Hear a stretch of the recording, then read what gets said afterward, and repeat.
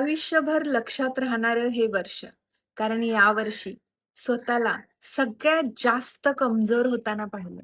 तर दुसऱ्या बाजूने सगळ्यात जास्त ताकदवान होताना सुद्धा पाहिले. स्वतःला सगळ्यांसमोर झुकताना पाहिले. तर दुसरीकडे स्वतःची बाजू खंबीरपणे मांडताना पाहिले. तशी यावर्षी चांगली वेळ आलीच नाही. पण इतकी वाईट वेळ आली, की त्या वाईट वेळेने आपल्यातले आपले आणि आपल्यातले परके दाखवून दिले.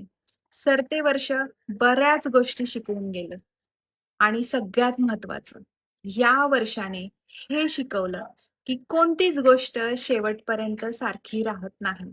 बऱ्याच गोष्टी आपापल्या सोयीनुसार बदलतात. आयुष्यभर लक्षात राहील हे वर्ष. जी भर जियो जो है समा